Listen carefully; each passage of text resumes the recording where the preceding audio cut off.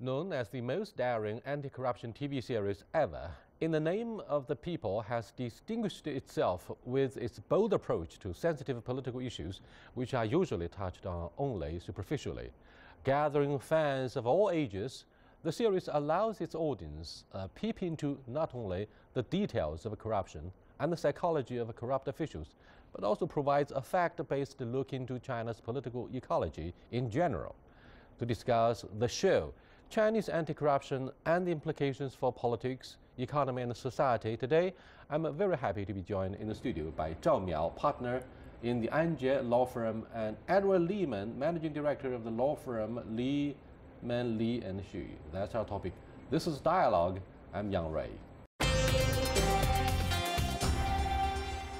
Welcome to Dialogue. Since President Xi Jinping took office, fighting corruption has been prioritized on the agenda of the new generation of the CPC leadership, and no one, tiger or a fly, should escape from this high-handed, very draconian anti-corruption campaign. Now, it is perhaps against this broad background that the latest television drama, In the Name of the People, becomes such a hit on the internet. What do you think of the timing and backdrop against which this became such a big success? I think the timing is very proper now that we've already had 5 years before or underway for the anti-corruption campaign undertaken by Mr. Xi Jinping. It's about the right timing because we've already achieved certain accomplishments there, and in terms of the education of the massive people, there are certain knowledge and education and perception about the corruption issues in China, and that also laid a good foundation, a solid one, to move forward with this anti-corruption campaign. And are you surprised that audiences, netizens in their millions, give very positive comments on the internet about the success of the drama? No, I'm not surprised. I mean, the numbers are staggering, actually. One thing that I read, like 400 million downloads. I mean, that's astonishing. So I think everyone is affected that lives here by the government in some way, shape, or form. So I think that people can relate to that. And I think that the idea of teaching through art is fantastic. So there's a lot of rich fodder that's been in the news, that's been in the media. And it's almost as if it's been ripped from the headlines or over the course of the last 5 years that they're summarizing it in this show. So it's a great learning tool. A new concept for the viewers in their millions here for In the People's Name. That is such a low-ranking government official could have been bribed with up to 200 million RMB yuan. I mean, this is absolutely amazing. I was totally shocked. I was shocked into silence when I was watching this part. Hou Yong did a very good job. He portrayed the bad villain, the bad guy, in a very professional way. But how do you look at the psychology of this government official? He dared not spend a single penny despite such a big stockpile of the cash. Look at the war of cash, it's 200 million. And yet he only remitted 300 yuan to his mother who lives in the countryside, living on the bread and butter. I mean, what's wrong with the psychology of the officials? He would often come here, lie on the bed, sleep on the bed, and which is piles of cash, and he could not spend a single penny. This is really bizarre. It struck me as odd. Yeah, this character is very thought-provoking, I would say. The contrast actually between the kind of the cash he owns versus the type of a very plain life he lives is kind of a big contrast there. I think in terms of the psychology side, when he was arrested in the episode there, he was saying, I think the detective kind of said something like, "You're psychic," and he said, "I am a psychic. I'm psychologically ill. I don't know why I was doing this." I think it's kind of a gradual kind of behavior change. From the very beginning, he might just do somebody a favor, take a little bit kind of bribe. Over time, that just accumulated. While on the other side, he has such a hidden fortune, he won't be able to spend any penny out of it. So it's a kind of a miserable thing and a situation there, but he won't be able to really kind of walk out of that until he's being exposed. I visited one of the most famous cemeteries in Paris, where Balzac, one of the most famous French writers, lie in peace. One of his novels was about Shouchanu. I mean, it's a very satirical work about someone who seek immense pleasures from looking at the treasure itself instead of spending the treasure. Each day he would visit the treasure and get immersed with the huge pleasures, the secular pleasures of such a wealth. What do you think of such psychology? Well, you know, I agree with you. This is an incredible phenomena. It's one that we've seen over and over again. I mean, if you remember Nina Wong, who was in Hong Kong, so she was a very, very wealthy woman, for an example, real life example, and not a corrupt individual, but she did not spend any money. So this is kind of a miser. This is almost Shakespearean in its tragedy, that you have all this money, but the irony is you cannot spend any of this money. And so that this kind of shows the futility of just garnering wealth for wealth's sake. And I think that that's the underlying for Zhou Mei-shun, his character there. It allows you to say wealth isn't everything. Look at this kind of miserable life this fellow That leads. young British guy, he's no longer as young as 10 years ago when I first came to know him, Hu Ren, who published the Rich List in China. And he said, the reason for me to publish this journal is not to make sure who is the richest guy, but rather I encourage people, readers and those who got listed in the magazine, to take a healthy attitude towards the issue of wealth. Now, the Chinese, some of them got rich overnight, have unfortunately failed to develop a healthy attitude towards wealth. Therefore, when Bill Gates came here to host a charity party, few of the wealthiest guys in China showed up. I mean, this poor participation and absence of some of the super rich guys did highlight some embarrassing aspects of the psychology, the mindset of the rich few. So what do you think of this aspect, the issue of wealth? I personally still hold hope for this. I think it takes time, like 2 generations, 3 generations. If you look at China, is such a young country. From like 60 years ago, my grandparents' generation, they were very poor. So now, like the wealth versus the poverty, then it only took like 60 years, or even actually 30 years. So I think over time, people will start to realize, the philanthropy kind of function, and the type of wealth or type of wealth you need for your own life is only limited. Once you reach that limit, the rest of the wealth, you can do a lot of things, like they commonly say, you leave a better world for the children to live in. So I think now the Chinese entrepreneurs, we started to see them in this kind of charity activities, such as Ma Yun and Cao Dewang, actually, to name a few. Well, I'd like to bring you guys back to a discussion about the In People's Name anti-corruption campaign, which is still going on. Qi Hongwei is the chief of the Public Security Bureau of the fictional city. And it seems throughout the whole drama, whatever the chapter you were watching, most of those guys are good guys, or they pretend to be good guys. You don't have a clear-cut demarcation between good guy and bad guy like what we had during the Cultural Revolution. Now, the line across the aisle is increasingly blurry, vague, instead of having absolutely bad guy like the Hollywood movie and absolutely good guy, the hero. In the People's Name, most of the guys, including the corrupt officials, they work very hard. They have a very human desire and human demand for having a better life. They are the stakeholders, and yet it turned out that they have been seduced by the abusive use of power, and they got arrested eventually. So what do you think of this part of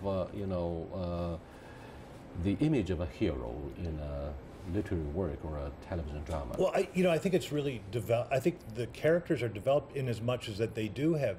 It's like people. They are complex. It isn't just black or white, that there is this gray, murky area that we all stand at the precipice of. For example, in the House of Cards, all of the people there are just human individuals. Sure. You cannot say this is absolutely a bad guy.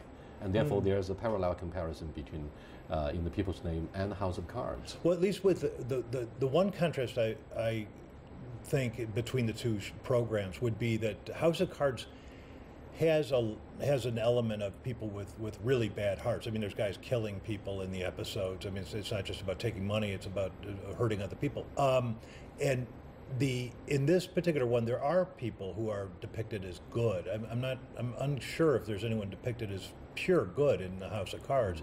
Even the news reporters are a little bit after their own agenda rather than the agenda of the people. Zoe, so, yeah. So I think it's a good. In Christianity, the Bible says we are all sinned. You should not be angel in the 200% sense. So what do you think of House of Cards in the Chinese sense? And it can, in the People's Name, be called the Chinese House of Cards? What do you think of the ordinary stories of office politics? I think we can call them as comparable kind of a movie series from China versus from that of U.S. But in terms of the politics or bureaucracy in the government, I think it's kind of universal. It's the same. Sure. I'm not saying one is better than the other. Multinational in a very big company are just the same. I think so. I mean, I think that there are always ambitious guys, selfish guys, self-centered guys who think they are the best at the cost of others. Right, and narcissistic. it was explained as long ago with Machiavelli, who wrote The Prince. I mean, describing these inter-office politics, or those were, politics between principalities at the time. But what I think was shocking about the House of Cards, the way that they depicted a so-called democracy, so-called republic, and then you saw people that were not the same as they gave the public. In China, some of these things are not as apparent and as they are in the West, and so then this is a good glimpse into that. So I think it's always dragged around that this is a free press, it's open in the West, but we get just the wrong viewpoint, and so that's why I thought it was an interesting. Thank you so much. You are watching Dialogue with Zhao Miao and Edward Lehman. We're discussing why dynamics of the current anti-corruption campaign are gaining momentum due to the huge success of a television drama series In the People's Name. We'll be back in a short while. Stay with us, please.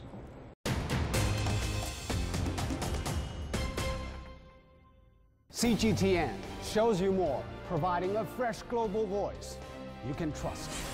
And a different look at the world you won't find anywhere else. We offer unparalleled coverage of Asia, Africa, and Latin America. We present diverse perspectives on news and newsmakers from around the world. We want to engage our viewers with stories that represent the complete picture. We want to share with you ideas that matter to us all. The stories, the people, the issues. A new and balanced perspective. CGTN. See the difference.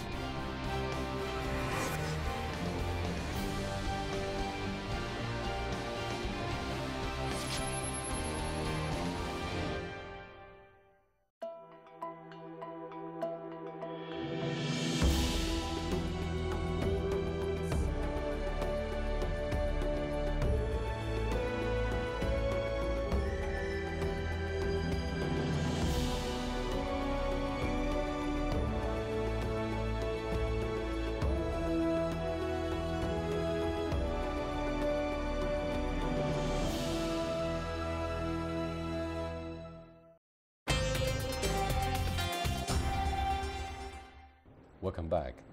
China is not alone. Let's look at what happens in the Philippines. Sure. President Duterte has bypassed all the legal procedures in ordering a shootout in the streets to kill the drug dealers.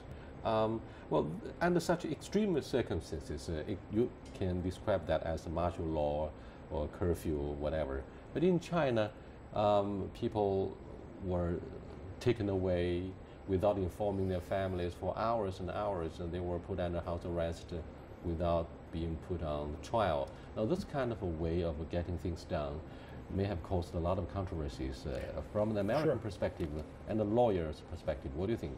You know, the law can cut both ways, and I mean, I understand the reason why the Central Commission on Discipline and Inspection is the way that it is, because and it shows it in the program as well, that you've got so entrenched in this fictional city, so entrenched in each of the cities of the provinces, it would be very difficult to afford due process to them in a practical level, because they would be tipped off as to what's actually going on.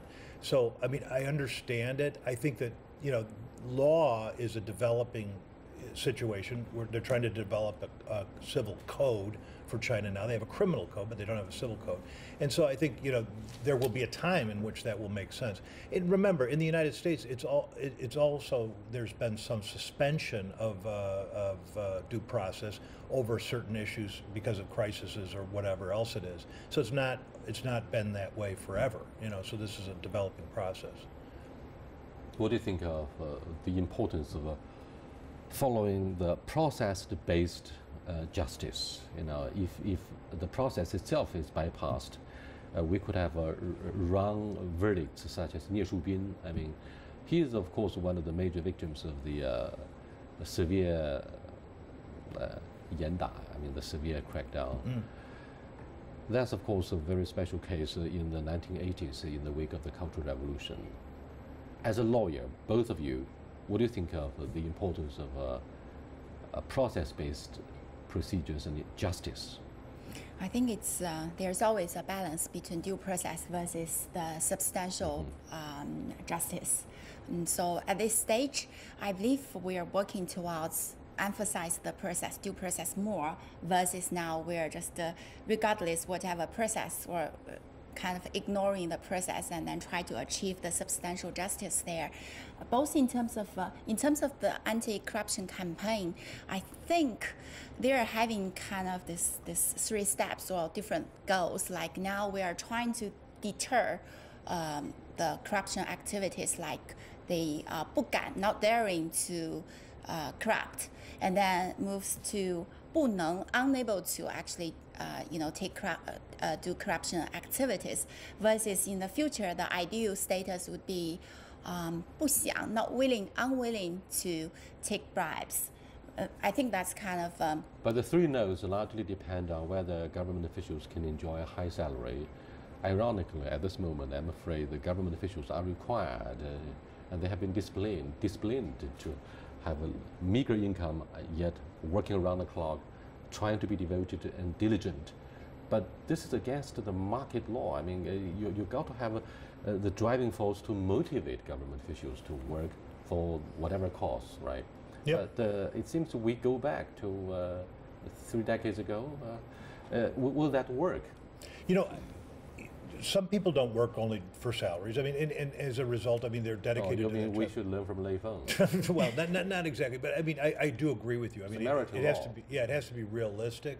And I mean, when you look at the president's salary, I think Mr. Trump is taking $1, by the way, but I think it's something like $235,000, which is a lot of money, but that's quite an important job. And with Supreme Court justices and whatnot, they're paid that way. But I agree with you. I think that the salary levels have to be good enough for these people not to want to necessarily be corrupt. It doesn't have to be overindulgent, but it cannot be seen as just meager salary, and that's the problem. Civil servants in Hong Kong do enjoy very decent, considerable salaries. And 高薪养廉 has become a catchphrase in the vocabulary of fighting corruption in Hong Kong and Singapore. However, the population and the size of the government officials is pretty small compared to the huge bureaucratic apparatus in the mainland. Is that a major excuse for the mainland authorities not to adopt high salaries for government officials? I mean, we have trillions and trillions of fiscal revenue each year. Should we go back to the years of the first generation of the revolutionaries and lead a simple life, learn from Lei Feng? I mean, come on, we are living in the 2nd decade of the 21st century, right? In the age of globalization. The irony is that during the last election cycle in the United States, you have Mrs. Clinton talking about, I was a draper's, daughter, and my father, Joe Biden, my father was grandfather was a railroad worker or an immigrant or what. So, I mean, this is all stuff and rhetoric that's discussed in the media, but let's be practical. I mean, the world has changed, and I think that there needs to be a scalability, even with state-owned enterprises also that are decent and passable, and maybe have some incentives for saving some money and doing some cost. Were it not for the persistent hardships and 100% commitment of the die-hard lawyers, 死磕律师, or the very professional media and their investigations into the misconduct of government officials, we could not have given innocence to Ye Shubin eventually to bring the case to justice. Mm-hmm. So what do you think of the ironic note of a die-hard lawyer, 死磕律师? I mean, the reputation of those lawyers may have been damaged as a result of the abusive use. We are talking about in the people's name, but what do you think of the importance of it in the lawyer's name? Well, I mean, there's an argument that could be said that they were not following due process, and this is part of the problem. And I understand. I mean, Clarence Darrow, famous trial lawyer from the United States in the 1920s and before, he was indicted twice for trying to bribe juries. He was one of the most famous lawyers, and because the process was so unfair. And so there's an argument to be said, well, these guys are going to the press, these lawyers. I mean, I admire them. I do admire them. I think that that their law is a profession. It's a calling, and it's not just a job. And they've taken it to one extreme, and it's. And do you think social media deserves the credit, Zhao Miao, for much of the anti-corruption muckraking campaign? I do. You do. In terms of providing the 老百姓, the common people, peep into how it works, and in terms of provide more like a mass media inspection watchdog, that definitely helps. But what about the official media? Do they have to do more? I think there's a great tension between the two, and I think that there's some things that you've done on your show, I mean, that have been a result of what netizens have brought to the public, and I think also it was reaction. When you look at Dongguan, for example, there was a television program about the situation there and about what was happening with young women there. And then the netizens sort of lashed out, were supporting Dongguan. And so I think the tension is good. I think it's not a bad thing. During the period of transformation for the modernization campaign in a developing country like China, people ask many questions as to the relationship between liberty and order. On the one hand, with the rise of the middle class, their demand for justice cannot be avoided. I mean, the government got to look them in the eye and say, yes, justice must be done. We have to live up to your expectations about having a house cleaning campaign, government of integrity. On the other hand, it's a matter of meritocracy. On the other hand, individuals of the middle class tend to protect their rights, and their awareness about the rights and the protection of rights are growing rapidly. So that's likely to cause social instability. Professor Samuel Huntington says during this period of transformation, the society may face or go through some serious problems of unrest, instability, causing coup attempt. I mean, the imposition of martial law even in some of the countries in Latin America in the 1980s. Today we face much of the same problem, Zhao Miao and Edward. What do you think of, say, the constant danger, the haunting specter in this regard? I think that's a universal problem, actually. We are facing that, unfortunately, now. But in general, I think if you look at the Chinese culture in general, the whole population is much more tolerant. As much as we try to voice our unsatisfaction, our criticism, Chinese people normally, we don't go into kind of rebelling or kind of social instabilities that easily. So especially for the middle class people, because sometimes we see barefooted versus you have something to lose. That's kind of a concern as well. That's a good balance to keep the social But those society outspoken and public intellectuals on the internet are often labeled as 公知, and that carries a very negative message, very negative image for those. It's almost like dissidents, political dissidents, and that's very dangerous, of course, for an autocracy. But in the middle class society, I'm afraid you got to have some outspoken critics, right? Sure. I mean, but anyone who lives in a housing community here, when they've got the action group that's trying to clean up the elevators or clean up the hallways. So I mean, I think that there's always going to be these busybodies that have nothing else to do, and 24 hours a day, 7 days a week, they're looking and minding. But that's like I said, a good thing. I don't think it's going to necessarily lead to instability. I think that there's property ownership, there's buying in, there's stakeholders into the society that they want to keep it stable. You've got 300 million people that are a middle class. It's the same size as the United States. By the end of the day, we all ask the same question as to how to institutionalize the anti-graft campaign. What are your suggestions? Rule of law, free media, independent judiciary. We have these hallmarks, but then that'll bring us closer to the West, and that's dangerous, right? No, I don't think it'll. I mean, I think the rule of law is where you want to be. I think the party wants to be there. I think everyone wants to be there, because it becomes, we're all under the law, and we're all accountable to the law, and that's what they're showing in this television program. So you want to be there, but the question is, how do you get there? There's 200,000 lawyers in China, for goodness sakes, to facilitate 1.3 or 1.4 billion people. It's kind of hard to get there, and you don't have a judiciary, and it's different from the countryside into the big cities. So I think we want to be under the rule of law, but China is a developing situation, and I think you need to move cautiously because of the size, because of the population. It's not an easy task for the government, and it's a job that is not for the faint of heart at all. It's a very difficult undertaking.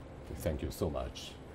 With that, we come to the end of this chapter of In the Dialogue's Name. I'll see you next time. Goodbye.